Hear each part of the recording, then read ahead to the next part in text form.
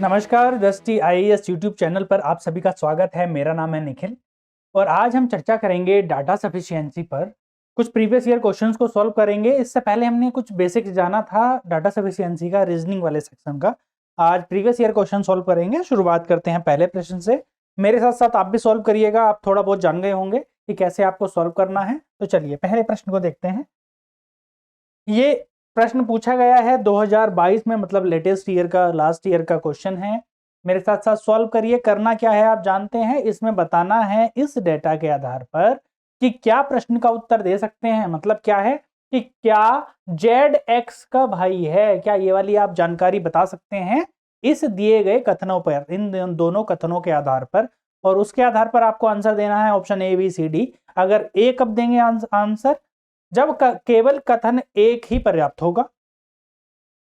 Option B answer होगा आपका केवल जब कथन बी ही पर्याप्त होगा। ऑप्शन सी आंसर होगा जब दोनों के डाटा की जरूरत पड़ेगी, कथन ए के भी और बी के भी डाटा की जरूरत पड़ेगी आंसर देने के लिए।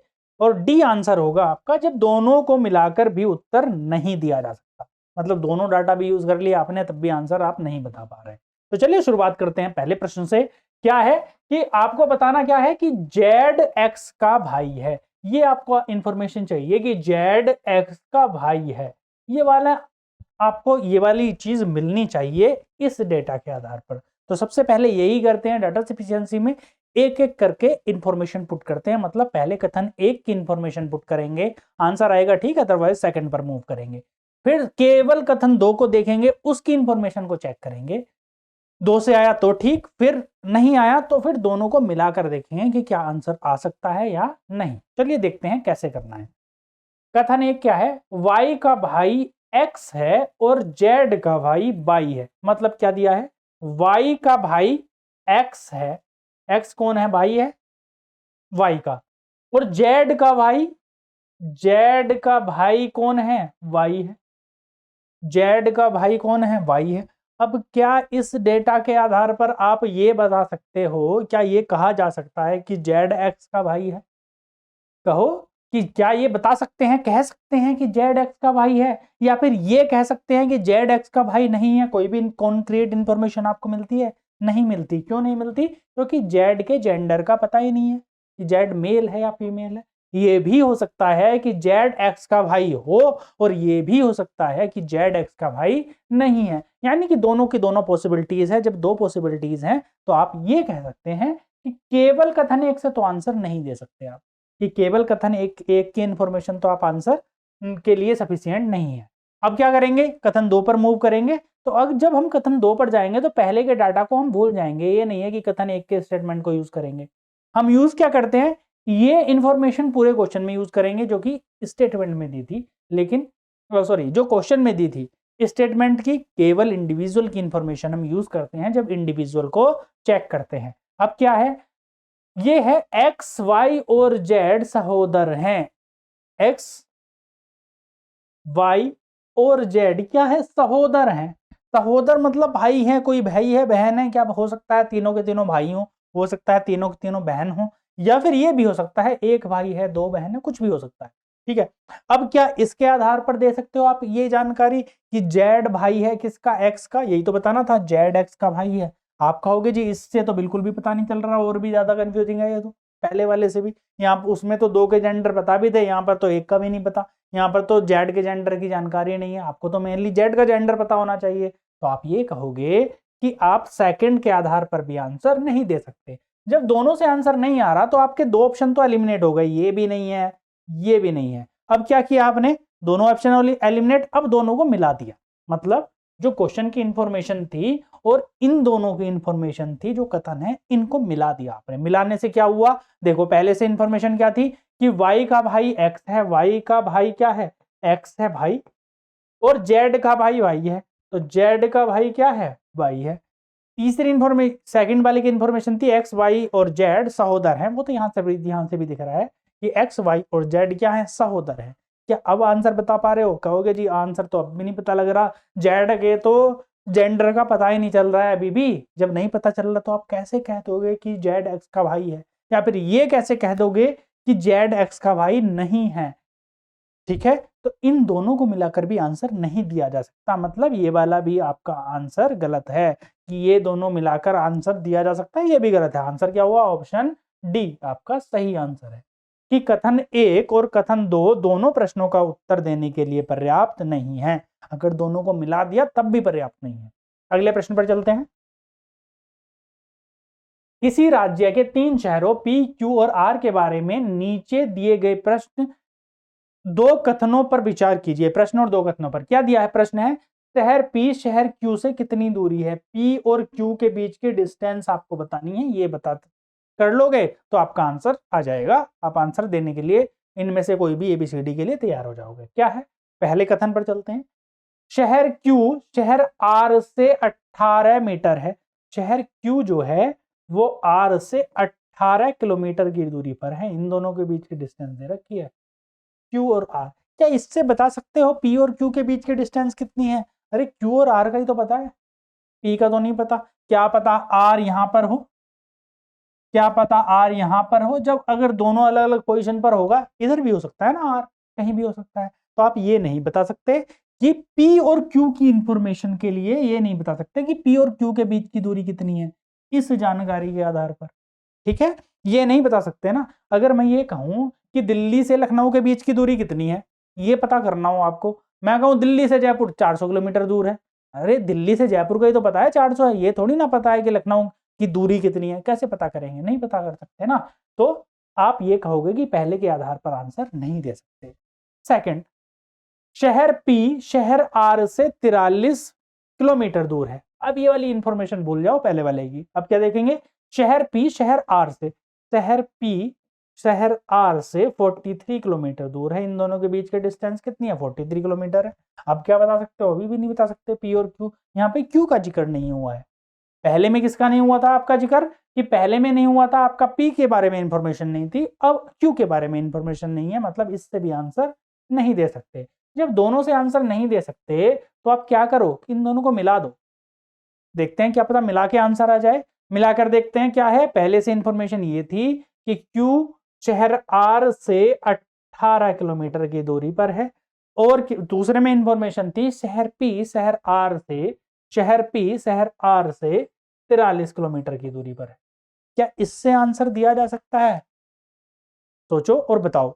ठीक है, कमेंट में लिख के बताओ कि क्या आंसर दिया जा सकता है। फिर से देखो, Q और R के बीच की दूरी 18 है और R और P के बीच की दूरी कितनी है? 43। ये भी तो हो सकता है ना, Q यहां पर हो, R यहां पर 18 और P कहां पर हो? यहां पर हो, और ये जो पूरी डिस्टेंस हो ये 43 हो। अगर ये 43 है तो 43 में से 18 माइनस कर देंगे तो जो बाकी का बचेगा 25 किलोमीटर, तो ये जो 25 बचेगा यहाँ पर 25 किलोमीटर P और Q के डिस्टेंस। अगर इधर है P, तब इस केस में जो इन दोनों के बीच की डिस्टेंस कितनी आ जाएगी? 3 8 11 का 1 हासिल लगा 1, यानी कि 61 किलोमीटर। इन दोनों के बीच 61 किलोमीटर के डिस्टेंस। या फिर इसके अलावा भी तो पॉसिबिलिटीज बनती हैं कि P यहाँ पर हो। P 18 है तो ये वाली डिस्टेंस तो और भी अलग हो जाएगी, 43 सॉरी, ये कितना था? 43। तो ये डिस्टेंस तो और भी अलग हो जाएगी, मतलब तब भी बहुत सारी पॉसिबिलिटीज बन रही है। अब भी आंसर आप नहीं दे पा रहे हैं, तो आपका आंसर क्या हो जाएगा कि कथन 1 और कथन 2 दोनों प्रश्न का उत्तर देने के लिए पर्याप्त नहीं है। आपका आंसर हो जाएगा ऑप्शन डी। ठीक है, ये क्वेश्चन पूछा गया आपका 2022 में, दोनों का आंसर क्या आया था? डी। अगले प्रश्न पर चलते हैं। 6 व्यक्ति ABCDE और F किसी वृत्ताकार मेज के परित है, यानी चारों ओर केंद्र की ओर मुख किए हुए एक दूसरे की से एक समान दूरी पर बैठे हैं। नीचे दिए गए प्रश्न और 2 कथनों पर विचार कीजिए। क्या है आपको बताना है कि ए के ठीक बाईं ओर कौन बैठा है, इसकी जानकारी आप दे सकते हैं। तो आपको क्या दिया है? एक वृत्त दिया है, इसमें बैठे हैं 6 लोग बराबर डिस्टेंस पे एक दूसरे की ओर मुख करके, जो केंद्र की ओर जिनका मुंह है। यहां पर बैठा दिया मैंने 6 लोगों को। ठीक है, 6 लोग बैठ गए। अब क्या बताना है आपको? ए के ठीक बाईं ओर, ए के लेफ्ट साइड में कौन बैठा है ये बताना है आपको। अब क्या दिया है इंफॉर्मेशन में? हम चलते हैं कथन 1 पर। कथन 1 की इंफॉर्मेशन को यूज करते हैं और बनाते हैं इसमें कि क्या इससे बता सकते हैं। कथन 1 है सी के सामने बी बैठा है। चलो सी के सामने बी बैठा दिया मान लीजिए, और ई के ठीक सामने डी बैठा है। ऐसे भी हो सकता है ईडी, ये भी हो सकता है ईडी, या फिर यहाँ पर ई हो, यहाँ पर डी हो, यहाँ पर क्या हो डी हो और यहाँ पर ई हो। ये इंफॉर्मेशन दी है। इतनी सारी चीजें आ गई। ई बहुत सारे प्लेस पे बैठ सकता है, डी बहुत सारे प्लेस पे बैठ सकता है। ठीक है, क्या इससे आंसर दे सकते हो आप कि कहाँ कौन है? ए के ठीक बाईं ओर कहाँ है? अभी तो ए के पता ही नहीं है ए कहाँ पर बैठेगा। ए के लिए तो कोई स्थान ही निश्चित नहीं कर पा रहे। जब स्थान निश्चित ही नहीं कर पा रहे तो ये बता भी नहीं सकते कि ए के बाईं ओर कौन बैठेगा। तो केवल एक से तो आंसर आप नहीं दे सकते। अब चलते हैं अगले पर। ऑप्शन जो आपका बी है यानी कि कथन बी है उस पर चलते हैं। अगर जब कथन बी पर जाएंगे तो हम इसकी इंफॉर्मेशन यूज नहीं करेंगे। जो कथन एक है उसकी इंफॉर्मेशन यूज नहीं करेंगे। उसकी इंफॉर्मेशन क्या थी कि ए बी के सामने है, बी के सामने सी बैठा है, ये वाली इंफॉर्मेशन कुछ भी यूज नहीं करेंगे। अब ब्लैंक जाएंगे जैसा हमने यहाँ से प्रश्न शुरू किया था। अब क्या है? बी के ठीक बाईं ओर एफ बैठा है। बी के दाईं ओर नहीं बाईं ओर कौन बैठा है? एफ बैठा है। एफ बैठा है तो ए कहाँ पर बैठा है? ए तो कहीं भी बैठ सकता है ना। ए यहाँ भी बैठ सकता है, यहाँ भी, यहाँ भी, यहाँ भी, चारों में से किसी भी पोजीशन पर ए बैठ सकता है। तो इसी के आधार पर भी क्या आप आंसर दे सकते हो? नहीं दे सकते। जब इसके आधार पर भी आंसर नहीं दे सकते तो अब क्या करेंगे कि इससे भी आंसर नहीं दिया जा रहा, इससे भी, तो आप दो ऑप्शन तो एलिमिनेट कर दोगे कि केवल एक उत्तर देने के लिए पर्याप्त है, ये भी एलिमिनेट, केवल दो उत्तर देने के लिए पर्याप्त है, ये भी एलिमिनेट। अब दोनों को मर्ज करेंगे, कथन एक और कथन दो को, तो दोनों को मर्ज किया, दोनों की इंफॉर्मेशन रखी साथ साथ में। क्या है? बी के ठीक बाईं ओर एफ, ये रखी आपने, बी के ठीक बाईं ओर एफ, एक तो ये रखी आपने इंफॉर्मेशन। और पहले स्टेटमेंट की इंफॉर्मेशन क्या थी? सी के ठीक सामने बी, सी के सामने बी। देखो मान लो सी यहां पर है तो बी यहां पर होगा, और तो कहीं हो नहीं सकता सामने। सी के सामने बी, या फिर ये हो सकता है कि बी यहां पर हो और सी यहां पर हो। और क्या दिया है? और ई के ठीक सामने डी बैठा है। ई के ठीक सामने बैठा है और ई के ठीक सामने डी बैठा है। ई के सामने डी, अब ई के सामने डी कैसे बैठ सकता है? अगर बी सी यहां पर बैठे हैं। और क्या दिया है? बी के ठीक बाईं ओर एफ बैठा है। बी के बाईं ओर एफ बैठा है तो बी के सामने कौन आएगा? सी आएगा यहाँ पर। बी सी यहां पर थोड़ी आएगा, बी के सामने क्या आएगा? सी। सेकंड वाली इंफॉर्मेशन क्या थी? बी के ठीक बाईं ओर एफ बैठा है तो बी के बाईं ओर बैठा एफ। और पहले स्टेटमेंट में इंफॉर्मेशन दी थी कि सी के ठीक सामने बी, तो सी के सामने बी बैठ गया, और कोई जगह ही नहीं है। और ई के ठीक सामने डी, तो ई और डी के लिए कौन सी पोजीशन बचती है? यहां तो नहीं बैठ सकते ना ई और डी, या तो ई यहां पर हो डी यहां पर हो, ऐसा हो सकता है, या फिर ये हो सकता है कि डी और ई। अगर ई यहां पर बैठा हो तो डी यहां पर होगा, ई यहां पर होगा तो डी यहां पर होगा, ये पोजीशन है। उसके बाद में बचा कौन? ए बचा, तो ए तो यहां पर बैठा हुआ होगा, ये तो श्योर है। ए कहां पर बैठा होगा? यहां पर। अब बताना क्या था आपको कि ए के ठीक बाईं ओर कौन बैठा है? ठीक बाईं ओर आप क्या बता सकते हो? देखो ए के बाईं ओर बताना है, ए के ठीक बाईं ओर। दाईं ओर का तो पता था, फिक्स है। दाईं ओर का तो फिक्स था ना कि दाईं ओर अगर पूछा होता, क्योंकि मुंह सेंटर की ओर है, केंद्र की ओर है, तो दाईं ओर तो आप बता सकते थे कि सी बैठा रहेगा। लेकिन बाईं ओर अगर पूछें तो डी और ई में से कोई भी हो सकता है, यानी फिक्स तो नहीं है ना पोजीशन कि डी बैठा है या ई बैठा है। तो आपका आंसर हो जाएगा कि दोनों को मिलाकर भी उत्तर नहीं दिया जा सकता, यानी कि ऑप्शन डी आपका सही आंसर है कि दोनों को मिलाकर आंसर नहीं दिया जा सकता। एक बार फिर से देख लीजिएगा क्या क्या दिया था। क्वेश्चन में दिया था कि एक वृत्त के चारों ओर 6 व्यक्ति बैठे हैं केंद्र की ओर मुंह करके, और आपको बताना था ए के ठीक बाईं ओर कौन है। आपने पहली इंफॉर्मेशन ली पहले स्टेटमेंट की कि सी के ठीक सामने बी है और ई के सामने डी है, तो ए का जिक्र ही नहीं हुआ, तो आप ये नहीं बता सकते कि ए के ठीक बाईं ओर कौन है, तो पहले से आंसर नहीं दिया जा सकता। सेकंड क्या दिया था? बी के ठीक बाईं ओर एफ बैठा है, इससे भी आंसर नहीं दिया जा सकता क्योंकि ए के बारे में कोई इंफॉर्मेशन है नहीं। आपने क्या किया? दोनों को मर्ज कर दिया, दोनों स्टेटमेंट को, और तब दोनों की इंफॉर्मेशन को यूज किया। बी के ठीक बाईं ओर एफ बैठा दिया, बी के ठीक बाईं ओर एफ बैठा दिया। और क्या दिया? कहा कि सी के ठीक सामने बी, तो सी और बी को सामने आमने सामने बैठा दिया, बी और सी को सामने। उसके बाद में ये कहा कि ई के ठीक सामने डी बैठा है।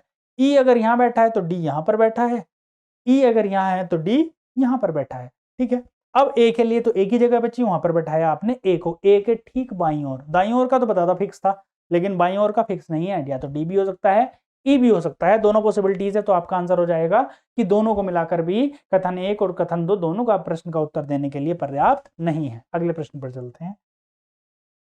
नीचे दिए गए प्रश्न और 2 कथनों पर विचार कीजिए। प्रश्न है मनीषा की आयु क्या है, एज बतानी है मनीषा की। मनीषा अपनी माँ से 24 वर्ष छोटी है। जो मनीषा है वो अपनी मदर से माँ से कितनी छोटी है, 24 ईयर्स छोटी है। क्या इससे बता सकते हो कि मनीषा की आयु क्या है, एज क्या है? नहीं बता सकते ना, इससे कैसे बता पाओगे? अगर 50 साल की है मनीषा की माता तो ये मनीषा 26 साल की हुई, अगर वो 40 की है तो 16 की हुई। तो अलग अलग नंबर्स आएंगे अगर दोनों, सिर्फ यही पता है कि मनीषा अपनी माँ से 24 वर्ष छोटी है, तो इससे आप आंसर नहीं दे सकते। अब चलते हैं सेकेंड स्टेटमेंट पे। 5 वर्ष बाद मनीषा और उसकी माँ की आयु का अनुपात 3:5 के अनुपात में होगा। मतलब 5 वर्ष बाद मनीषा और उसकी माँ का अनुपात कितना होगा, 3:5। 3 और 5 के अनुपात में उनकी आयु होगी। 3-5 के अनुपात में तो बहुत सारे नंबर आते हैं ना। मान लीजिए 3 और 5 के अनुपात में तो बहुत सारे नंबर आएंगे ना। 5 वर्ष बाद का है, मान लीजिए जैसे अगर ये करें, इसकी 15 है तो इसकी कितनी हो जाएगी, 25। ये भी 3 और 5 के अनुपात में है। 5 वर्ष बाद की बात कर रहे हैं तो 10 और कितनी होगी, वर्तमान आयु 10 साल किसकी होगी, मनीषा की, और माता की 20 साल हो सकती है ना, पॉसिबिलिटी तो है। या फिर अगर आप ये कहें जी 30 और 50 है, ये 5 साल बाद की आयु है, तब इनकी वर्तमान आयु क्या आ जाएगी, इसकी 25 आ जाएगी और इसकी 45 आ जाएगी। तब भी तो अनुपात 3:5 का रहेगा। मतलब इस डाटा के आधार पर भी बहुत सारी इंफॉर्मेशन आपको चाहिए होगी। इसके अलावा भी और भी इंफॉर्मेशन की जरूरत पड़ेगी आंसर देने के लिए। तो इससे भी आंसर, केवल इससे तो आंसर नहीं दिया जा सकता, केवल इससे भी आंसर नहीं दिया जा सकता। अब क्या करेंगे, आप दोनों को करेंगे मर्ज, दोनों को एक साथ यूज करेंगे। मनीषा अपनी माँ से 24 वर्ष छोटी है और 5 वर्ष बाद मनीषा और उसकी माँ की आयु 3:5 के अनुपात में होगी। जब मैं ये दोनों इंफॉर्मेशन यूज करूंगा तो मान लीजिए मनीषा की जो वर्तमान आयु है वो x है। मनीषा की वर्तमान आयु मान लीजिए x है, ठीक है। तो मनीषा की माँ की कितनी होगी, माँ की आयु कितनी होगी, x + 24 होगी, क्योंकि 24 वर्ष छोटी है मनीषा अपनी माँ से। दोनों की वर्तमान आयु आपने मान ली। अब इनमें क्या इंफॉर्मेशन दी है सेकंड वाले में कि 5 वर्ष बाद मनीषा की आयु x + 5 और मनीषा की माँ की आयु कितनी हो जाएगी, x + 24 + 5। 5 वर्ष बाद उसकी माँ की आयु कितनी हो जाएगी, x + 24 तो अभी है, +5, और इन दोनों के बीच का जो अनुपात है वो कितना हो जाएगा, 3/5। ये दिया है। अब देखो एक इक्वेशन मिल गई आपको, इस इक्वेशन को सॉल्व करेंगे तो आपका आंसर हो जाएगा। निकालने की जरूरत है नहीं कि आप ये बताएं कि मनीषा की एग्जैक्टली एज कितनी है, 40 है, 20 है, 30 है, वो जरूरत नहीं है। आप ये बताना है कि क्या आंसर दिया जा सकता है। हाँ, ये इक्वेशन बनी है और x आ गया है तो x की वैल्यू बता सकते हो जो कि मनीषा की एज थी, अर्थात आंसर दिया जा सकता है। सोल्व करना है तो कर सकते हैं। कैसे सोल्व करेंगे, x + 5 बटे x + 25 और 4 29 बराबर 3/5। क्रॉस मल्टीप्लाई कर देंगे तो कितना हो जाएगा, 5x + 25 बराबर 3x + 29 दिया 30 दिया 90, कितना हो गया, 87 हो गया। 5x में से 3x जाएगा तो कितना हो जाएगा, 2x बराबर 87 - 25। ये 2x की वैल्यू आ गई और x की वैल्यू यहां से निकालेंगे तो कितनी हो जाएगी, 2 यानी कि 31 ईयर आ जाएगी। x की वैल्यू, जो भी वैल्यू आएगी आप सॉल्व कर लेंगे, आंसर आ जाएगा। पर आपको ये नहीं निकालना था कि कितनी वैल्यू है x की, आपको सिर्फ ये बताना था कि क्या आंसर निकाला जा सकता है। इसलिए ये क्वेश्चन आसान भी होते हैं, क्योंकि आपको इतनी कैलकुलेशन नहीं करनी है, इसकी जरूरत है नहीं। सिर्फ ये देखना है कि क्या आंसर आ सकता है, ये लॉजिक लगाना है। तो आप बताओगे कि दोनों को मिलाकर आंसर दिया जा सकता है। यानी ऑप्शन ए सही नहीं था, ये सही नहीं था, लेकिन ऑप्शन सी आपका सही है। आंसर क्या है कि कथन 1 और कथन 2 दोनों प्रश्नों का उत्तर देने के लिए पर्याप्त है, दोनों को मिलाकर। अगले प्रश्न पर चलते हैं। 21 का ये प्रश्न है। क्या प्रश्न है देख लीजिएगा। 2 कथनों और एक प्रश्न पर विचार कीजिए। प्रिया सीमा से 4 स्थान नीचे हैं। प्रश्न क्या है, सबसे पहले प्रश्न को पढ़ते हैं। 40 विद्यार्थियों की कक्षा में शीर्ष से सीमा का स्थान, यानी सीमा की पोजीशन बतानी है कि टॉप से सीमा किस स्थान पर है। टोटल स्ट्रेंथ दे रखी है विद्यार्थियों की कि 40 लोग हैं कक्षा में। विद्यार्थियों में विद्यार्थी कितने हैं? टोटल 40। अब चलते हैं पहले कथन पर। प्रिया सीमा से 4 स्थान नीचे है, सबसे निचले स्थान पर 31वें स्थान पर है। और किसके लिए यूज होता है? पहले पर्सन के लिए। हमने बहुत सारे चैप्टर्स में इसको पढ़ा है, जैसे कि सिटिंग अरेंजमेंट हो गया, पजल हो गया। और पहले के लिए, और जो जितने भी क्वेश्चन मार्क वाले होते हैं वो सेकंड पर्सन के लिए। प्रिया सीमा से 4 स्थान नीचे है, और मतलब प्रिया सबसे निचले स्थान से 31वें स्थान पर, मतलब 31वें स्थान पर कौन है? प्रिया है। और प्रिया सीमा से 4 स्थान नीचे है। जब 4 स्थान नीचे है, ये नीचे से 31वें स्थान पर, तो ऊपर से पोजीशन कितनी हो जाएगी? ऊपर से पोजीशन हो जाएगी इसकी 10वीं पोजीशन हो जाएगी, ऊपर से 10वें स्थान पर हो जाएगी। ठीक है, ऊपर से कौन से स्थान पर? 10वें स्थान पर। कैसे सॉल्व करते हैं इसको? 40 - 31 + 1, क्योंकि 2 बार काउंटिंग हो जाती है ना उसकी, तो क्या करते हैं? +1 इसलिए कर देते हैं। तो कौन से स्थान पर? 10वें स्थान पर कौन है? प्रिया है, ऊपर से। अब ये कहा गया था कि सीमा से 4 स्थान नीचे है, मतलब ये अगर सीमा छठे स्थान पर होगी, छठे स्थान पर होगी, तभी तो ये 4 स्थान नीचे होगी। छठे स्थान पर कौन होना चाहिए? सीमा को होना चाहिए। जब तो ये कौन से स्थान पर आएगी? ऊपर से 10वें स्थान पर, क्योंकि प्रिया सीमा से 4 स्थान नीचे है। तो अगर ये ऊपर से छठे स्थान पर है, तो आप ये बता सकते हो कि 40 विद्यार्थियों की कक्षा में सीमा का कौन सा स्थान है? शीर्ष स्थान। आप बता दोगे जी छठा स्थान है, तो पहले से आंसर दिया जा सकता है, यानी कि ऑप्शन जो पहला है आपका स्टेटमेंट वो सही है। अब बात करते हैं हम सेकंड वाले की, कि क्या सेकंड वाले से आंसर दिया जा सकता है? इतनी इंफॉर्मेशन तो पहले से ही थी ना कि 40 विद्यार्थी हैं कक्षा में। अब सेकंड देखो, ईना सीमा से 2 स्थान ऊपर है। ईना सीमा से 2 स्थान ऊपर है, और सबसे निचले स्थान से 37वें स्थान पर, सबसे निचले स्थान से 37वें स्थान पर। जो ईना है वो कहां पर है? 37वें स्थान पर है, नीचे से। तो ऊपर से कौन से स्थान पर होगी? 4th स्थान पर, 4th पोजीशन। ईना सीमा से 2 स्थान ऊपर है, तो मतलब सीमा कहां होगी? छठे स्थान पर। छठे स्थान पर कौन होगी? सीमा होगी। तो आपने इससे भी, सेकंड वाले स्टेटमेंट से भी आंसर बता दिया कि या तो केवल एक का डाटा आप यूज करो, या फिर केवल 2 का डाटा यूज करो, आप आंसर बता देंगे। तो पहला तो ऑप्शन एलिमिनेट हो गया कि केवल 1, केवल 2 से नहीं दिया जा सकता। सेकंड भी एलिमिनेट हो गया। अब थर्ड आंसर हो जाएगा प्रश्न का उत्तर देने के लिए, या तो केवल 1 या फिर कथन 2 पर्याप्त है, यानी आंसर हो जाएगा आपका ऑप्शन सी। या तो केवल एक का डाटा आप यूज कर लो, या केवल दूसरे का डाटा यूज कर लो, आप प्रश्न का आंसर दे सकते हैं। ये थे आपके डाटा सफिशिएंसी के क्वेश्चंस। मुझे उम्मीद है रीजनिंग आपकी काफी क्लियर हुई होगी। जितनी आपकी प्लेलिस्ट में वीडियोस हैं वो देख लीजिए, काफी हेल्पफुल रहने वाली हैं आपके लिए ये, और अच्छे से तैयारी कीजिएगा। चलिए मिलते हैं फिर कभी, तब तक के लिए धन्यवाद।